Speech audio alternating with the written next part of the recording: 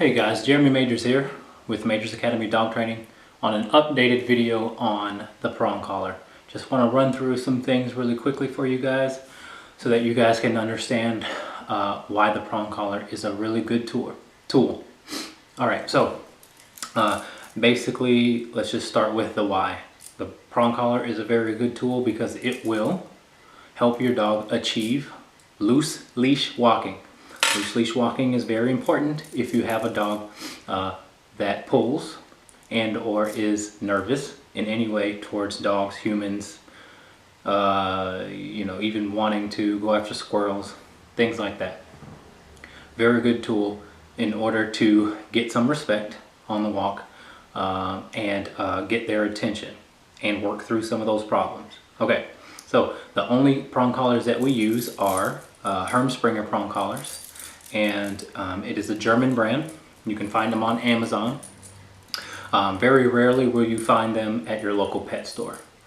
Do not get those knockoff brands. The technology that the Herm Sprenger prong collar offers is top notch. Okay, so let's talk a little bit about it. First of all, this is a prong collar, and it may look like it is a torture device, but it is far from it. Okay, it gives people the ability to actually walk their dogs. Keep in mind, there are a lot of people that cannot walk their dogs.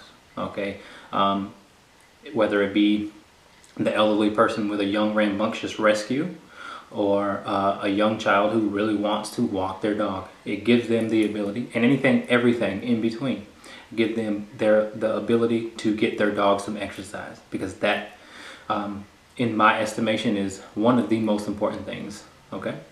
So the reason why these things are even better than any sort of collar, harness, or slip, choke chain, whatever that is because it applies pressure evenly amongst around the neck, as opposed to just one concentrated area. Okay, all those other ones that I mentioned do so. Harnesses are not good if you want your dog to actually learn what or how to walk. Now remember this, the leash is also a tool to get your dog to one day be responsive to you off leash. And so in addition to this, getting that, the leash is very important. So if you have a leash and a harness and you ever want your dog to be very good off leash with you, then harnesses are just not going to get that. The only thing harnesses are for is to get them to pull. No matter what your vet says, no matter what your dog trainer says, harnesses are for pulling. And they do not achieve correct mindset. We're after the mindset of these dogs. And in order to, again, get over some insecurities on walks, to gain trust between you and the dog, and then ultimately to be good off leash. All right, all tools are temporary. No dog was ever to be on leash. It's not meant for them to be on leash for the rest of their life. So use these tools correctly and consistently, and then find that you won't have to use any of them. All right, so let's talk about how this thing works. First of all, let's just talk about fitting. You want to fit the prong collar where it is actually snug on the dog. Okay, not super tight, but not loose. It should not be dangling like jewelry. You want it to where it doesn't fall to its chest. You want it as high as possible, right behind the ears, here, okay, right behind the ears. If you have to pull some skin or some fur down, then do so, but you want it to sit up there. It only makes it, it gives you the ability to be as gentle as possible, okay, so remember that. And so these prongs can come out like so. So you can take these out or add some in, okay? And you just kind of pinch them too. Sometimes it takes a little bit of time to finagle them, but this is the Herm Sprenger medium size. Most dogs will need medium size. If you have a medium sized dog, this is the medium size. And the size is not the size of the prongs. It is the size of the prongs. It's not the size of the actual length of the collar.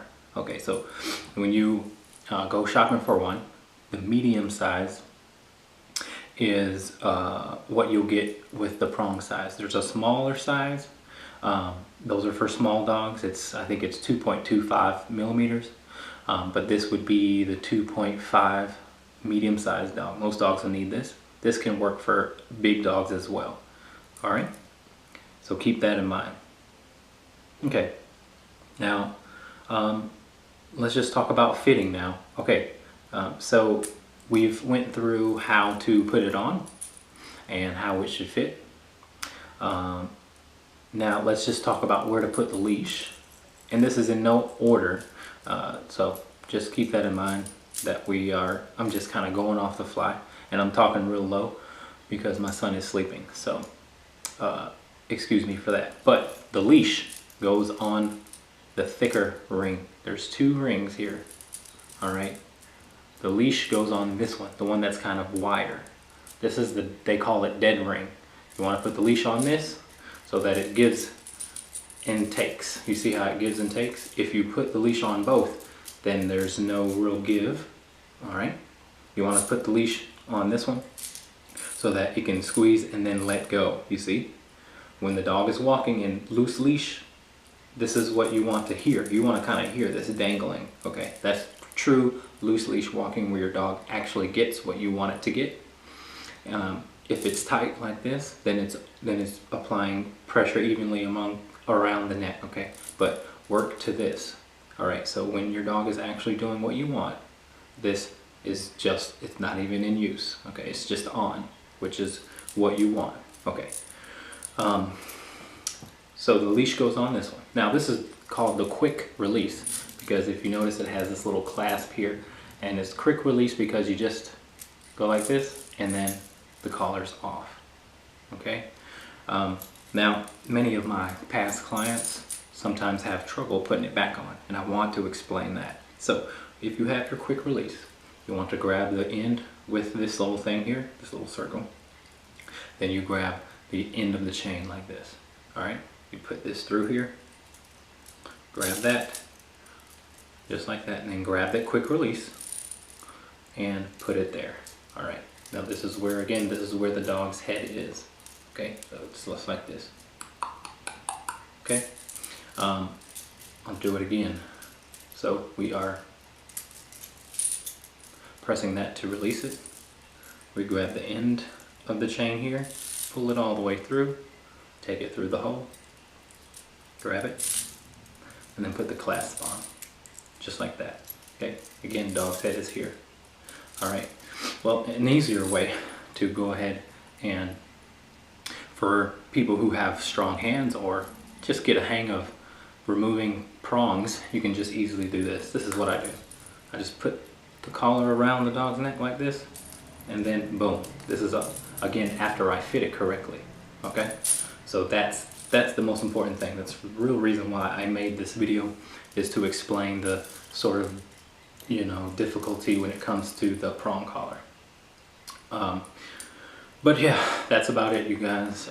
Just wanted to explain that. If I left anything out, please feel free to comment, and or if you have any further questions, please feel free to drop a comment.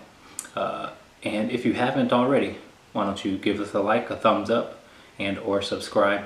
I will be updating videos all throughout the year. Please check out our other videos, and keep up with us on Facebook or Instagram for some more content.